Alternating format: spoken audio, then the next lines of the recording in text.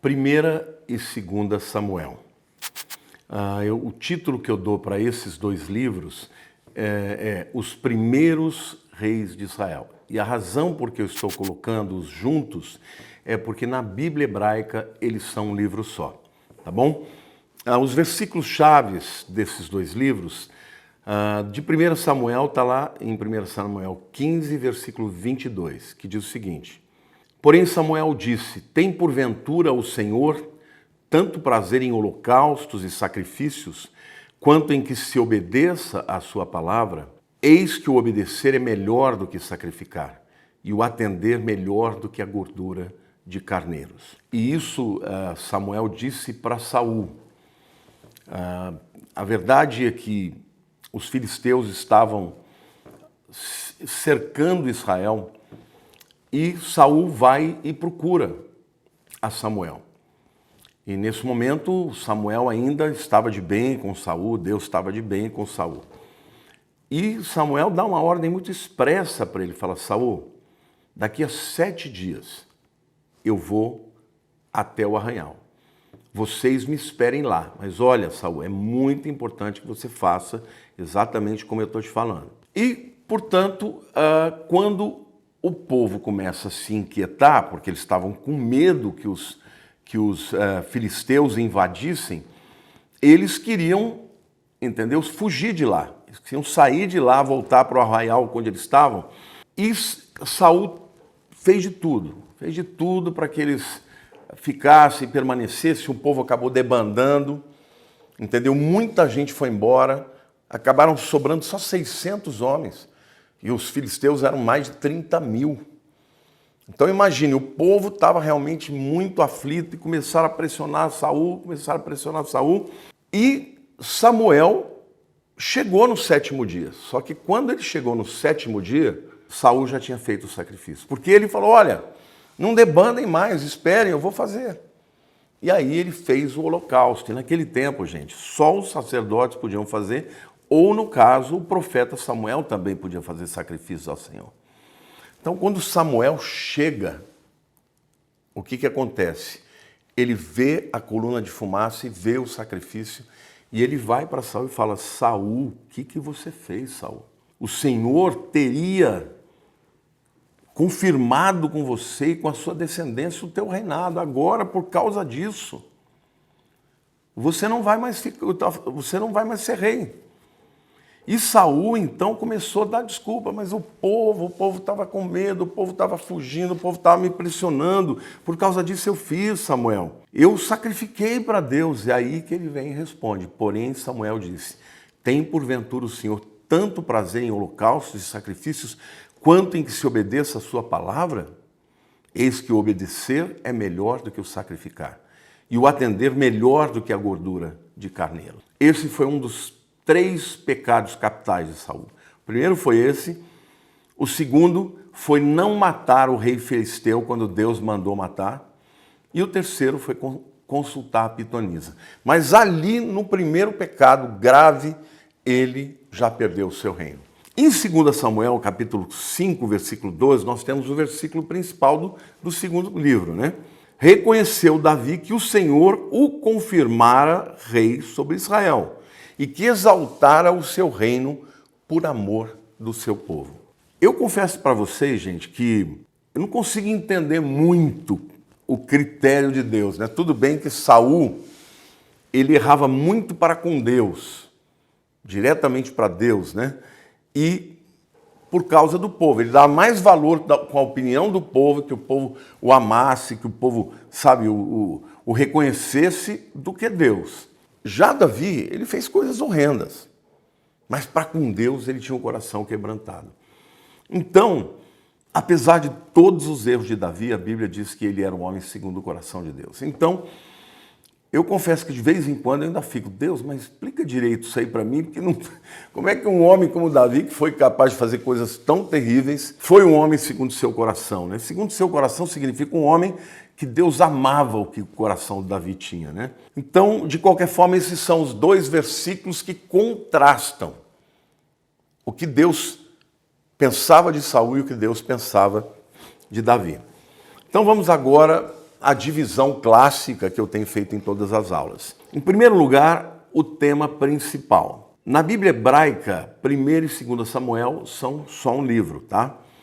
Agora, 1º Samuel continua a história de Israel, começando com o período dos juízes, tá? Óbvio, fala da história de Eli, né? Fala da história de Samuel e, obviamente, vai até a fundação da monarquia, quando Saul é ungido. 2º Samuel já apresenta os sucessos e as falhas do rei Davi, tá? Porque ele teve muito sucesso, mas teve falhas graves também, como, por exemplo, dormir com a mulher do outro e aí ela engravida, tem que mandar o marido dela para ser morto, né? Para ser morto na batalha, de maneira... Ele mesmo levou a carta para que ele pudesse ser largado na frente de batalha e fosse morto, porque, afinal de contas, se ela ficasse grávida e ele não quis dormir com a mulher, obviamente ela ia ser apedrejada. Então, Davi deu um jeito, né, de resolver a situação de Betseba. E depois se casou com ela e o filho do adultério morreu, mas aí ele teve um 2º filho, que foi Salomão. E aí a gente fala, uau, Deus escolheu Salomão para ser da linhagem do rei Jesus. A gente não entende muito o coração de Deus, mas uma coisa a gente entende. Deus é um Deus de misericórdia. Que coisa extraordinária. Gente, então, o 2º livro de Samuel conta a história de Davi, tanto o início, né, como rei em Hebrom, ele ficou 7 anos como rei em Hebrom, e depois, com a morte de Saul, ele se torna rei em todo Israel, tá? Inclusive com o seu palácio em Jerusalém, daí por diante, levando a arca e tal. 1º e 2º Samuel, na verdade, conta uma história só. É um livro só. Mas na Bíblia cristã resolveram dividir o livro. Mas na Bíblia hebraica, começa com o fim do período dos juízes, né? Sendo Samuel o último juiz. Depois a unção de Saul, a unção de Davi, e, obviamente, mostrando a primeira fase, né? A primeira fase lá em Hebrom, e a segunda fase, quando ele assume o reinado de todas as tribos, reinando em Jerusalém. Então, 1º e 2º Samuel são livros históricos, tá? Estão dentro da classificação dos livros históricos. Quem é o autor? De novo, o autor do livro não é apresentado aqui. A tradição talmúdica afirma que Samuel foi o autor. Mas já que a sua morte já é apresentada em 1 Samuel 25:1, ele não pode ter escrito o livro. Ou então, ele escreveu até uma certa parte e alguém mais teria terminado o seu livro, que também é uma possibilidade. Em quarto lugar, nós temos a data. O autor, anônimo, porque não é explícito no livro, deve ter vivido depois da morte de Salomão, no ano 930 a.C. É importante que você entenda que até Salomão, quando a gente fala do período dos reis, ou do Reino Unido, é Saul, Davi e Salomão. Quando Salomão morre, o seu filho Reoboão assume o trono. E havia também lá um capitão chamado Jeroboão. O povo estava muito insatisfeito porque Salomão cobrou impostos muito pesados. Então, foram falar com Reoboão e pediram que ele desse uma melhorada, que diminuísse os impostos, que estavam muito duros. E ele, então, consulta os anciãos, os homens mais velhos, e os homens mais velhos falam, é razoável, diminui um pouco, nós estamos em período de paz, não faça isso. Mas ele consultou os amigos jovens. Os jovens falaram, quê? Salomão foi duro, você tem que ser muito mais duro. Vai aumentar os impostos. E ele fez isso. Não ouviu os homens mais sábios, ouviu os jovens que não tinham sabedoria. Jeroboão se aproveitou disso e fez uma guerra civil. E nessa guerra civil, gente, as 12 tribos ficaram divididas. As 10 tribos foram para o norte e passaram a ser chamadas na Bíblia de Israel. E as 2 tribos do sul, que é Judá e Benjamim, que ficaram ali junto com Reoboão, passaram a ser chamadas de Judá. E como é que a gente sabe que o autor tem que ter sido alguém que morreu depois da morte de Salomão? Que morreu não, que escreveu depois da morte de Salomão. Porque ele menciona os dois termos, tá? E eu quero mostrar para vocês lá.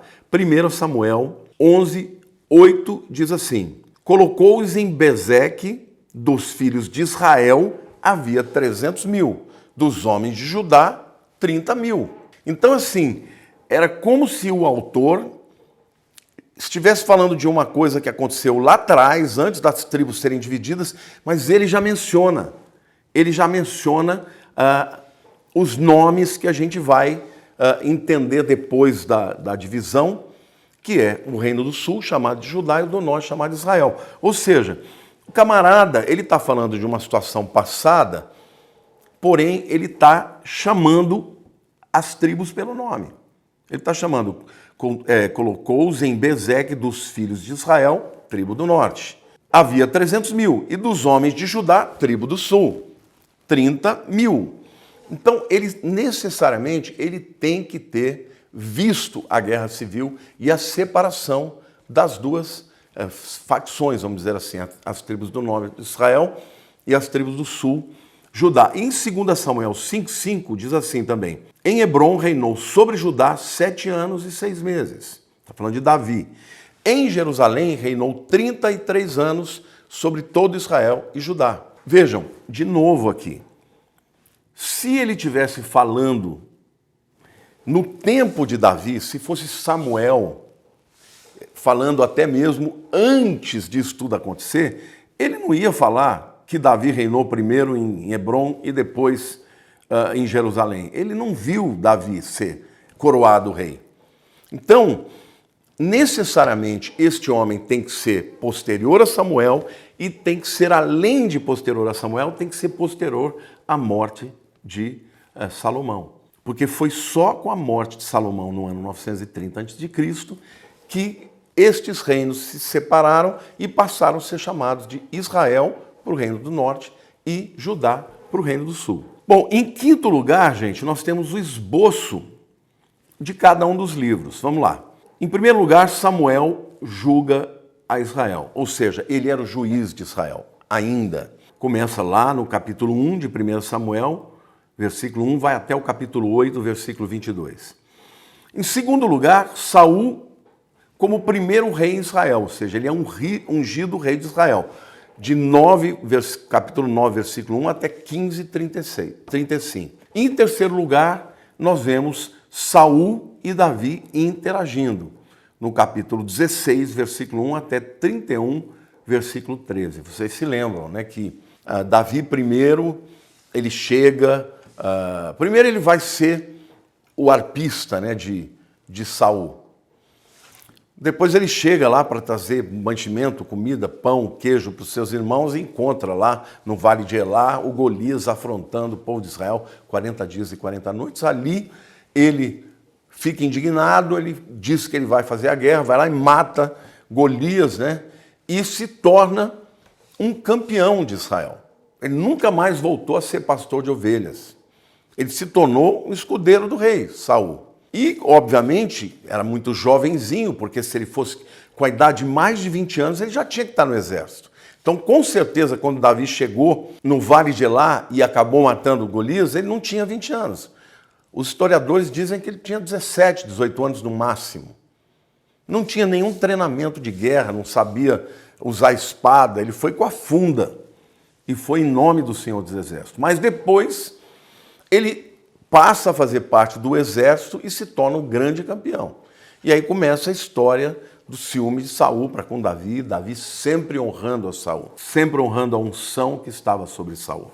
Bom, 2 Samuel, Davi reina sobre todo o Judá. Começa no capítulo 1, versículo 1, vai até o capítulo 6, versículo 23. Em segundo lugar, Davi expande o seu reino. Capítulo 7, versículo 1 até capítulo 10, versículo 19. Em terceiro lugar, Davi peca e tem as suas consequências, ali no caso de Betseba, né? No hebraico é Betsheva, né? No português, Betseba. ele peca e tem as suas consequências. Capítulo 11, versículo 1 vai até o 20 e 26. E por último lugar, nós temos a conclusão do reinado de Davi, no capítulo 21, versículo 1 até o 24, versículo 25. Davi é uma personagem extraordinária. Estou usando personagem no feminino porque o português é assim que demanda, né? Mas fica esquisito a gente falar de um homem usando o pronome aí feminino, mas personagem é feminino, mesmo quando se retrata ou se refere a um homem, tá? Davi é extraordinário, gente, porque ele era um homem que ele temia Deus. E mais do que temer a Deus, ele amava a Deus. E ele fazia o que fosse necessário para ter o favor e a bênção de Deus. Por isso que Deus amava Davi. Davi, com os homens, ele não foi lá grande coisa. Ele era duro, ele era cruel, né? Ele matava os inimigos sem piedade, gente. Mas quando ele era confrontado, né, do seu pecado, ele se arrependia, como foi em relação ao pecado que teve com Betseba, né? Davi era um homem que amava Deus. Davi trouxe a Arca da Aliança para Jerusalém. Ninguém quis trazer. Saul nunca se importou em trazer a Arca da Aliança para a presença dele. Davi quis trazer. E quando ele trouxe, gente, ele estava tão feliz que ele dançou de uma forma tão exuberante que a Bíblia diz que ele mostrou a roupa de baixo, era a cueca daquele tempo, a ponto da mulher dele, né, a filha de Saul, repreender. São os modos de um rei, e por causa disso ela ficou estéril. Davi amava Deus. Ele estabeleceu um tabernáculo, diferente do tabernáculo de Moisés, que a arca ficava escondida. O tabernáculo de Davi era feito com linho transparente, finíssimo. E ele botou a arca lá dentro, estabeleceu uma adoração 24 horas por dia, 7 dias da semana. Os levitas se revezavam e ele mesmo ia 7 vezes por dia, mesmo sendo rei, adorar o Senhor. Esse camarada amava Deus. Por isso que Deus fala no futuro, eu restabelecerei o tabernáculo de Davi, não o de Moisés, mas o de Davi. Porque ele amava Deus. Era um homem extraordinário. E Deus, não é que Deus tenha relevado os pecados dele, ele teve uma série de consequências, mas Deus falou, eu vou fazer com que de você venha o descendente, o Mashiach, o rei de toda a humanidade. Não é lindo isso, gente? Então, em sexto lugar, Cristo em 1º e 2 Samuel. Primeiro, quero dizer que Samuel é um tipo de Jesus, porque ele era um homem que tinha a capacidade de ungir os reis. Samuel era um homem que era o instrumento, o profeta, a boca de Deus para falar com o povo. E Jesus foi um profeta também da parte de Deus. Aliás, Jesus teve um ministério tríplice. Ele foi profeta, ele foi sacerdote e ele um dia será o rei dos reis. O rei de toda a humanidade e de todo o universo. Não é isso? Ele já é o rei dos reis, mas um dia ele reinará sobre toda a terra. Então Samuel, como profeta, ele era um tipo de Cristo. Samuel, como alguém que podia ser um sacerdote, mesmo sem ser da tribo de Levi, ele também é um tipo de Cristo, porque Cristo também é sacerdote e ele não é da tribo de Levi. Ele é da ordem de Melquisedeque, porque ele é da tribo de Judá. E segundo a palavra profética, Judá era o leãozinho que o cetro não apartaria da sua mão. Ou seja, o governo viria de Judá, como veio, no caso de Davi e os seus descendentes. Mas ele era também sacerdote, porque ele é o nosso intercessor. Ele não é só o sumo sacerdote, como é também o sacrifício perfeito, o Cordeiro de Deus que tira o pecado do mundo. Então, os livros de 1º e 2 Samuel contam uma história importantíssima. Primeiro, o final do período dos juízes, quando o povo começa a murmurar, querendo um rei igualzinho a todas as outras nações. Samuel se entristece, Deus fala, eles não estão rejeitando a você, estão rejeitando a mim. Escolhe Saul e Saul se torna um homem odiento, um homem que não se importa com Deus. E por isso ele perde o seu reinado. Em contrapartida, Deus unge um homem que não é perfeito, está longe de ser, mas que o amava acima de todas as coisas. Qual é a aplicação para a nossa vida? Nós não somos perfeitos, mas isso não quer dizer que está tudo certo, está tudo bem. Temos que buscar a Deus para que Ele nos ajude a vencer todas as áreas. Mas não se esqueça, o mais importante que a gente pode aprender com Davi é colocar Deus em primeiro lugar. Buscar em primeiro lugar o reino de Deus e a sua justiça, e as demais coisas vos serão acrescentadas. Para Davi, Deus sempre foi o primeiro. Quando ele chega como um menino diante de Golias, ele ficou indignado daquele incircunciso estar zombando de Israel e do Deus de Israel. Então ele arrisca a vida, ele vai lá em nome do Deus vivo, em nome do Deus de Israel a quem eu sirvo, eu vou te matar, vou arrancar a sua cabeça e vou entregar o seu corpo para as aves dos céus. A coragem dele foi imbuída pela unção, mas foi imbuída também pela paixão, pelo zelo que ele tinha pelo Deus dos exércitos. Então Davi sempre teve isso, até o final da sua vida. E por isso Deus o honrou. Até mesmo diante de Saul, que era injusto com ele. Davi tinha medo de tocar em Saul, porque ele era ungido de Deus. Então, assim, foi um camarada extraordinário. Temos que tirar o chapéu para ele e precisamos aprender com ele. E sabe, gente, Davi nunca perdeu uma batalha. Nunca perdeu uma batalha. Em todas as batalhas que ele entrou, ele foi vitorioso, porque o Senhor era com ele. Então coloca Deus em primeiro lugar na tua vida. E você também nunca perderá uma batalha. Deus vai te honrar diante de todos. Deus te abençoe. Um beijo no seu coração.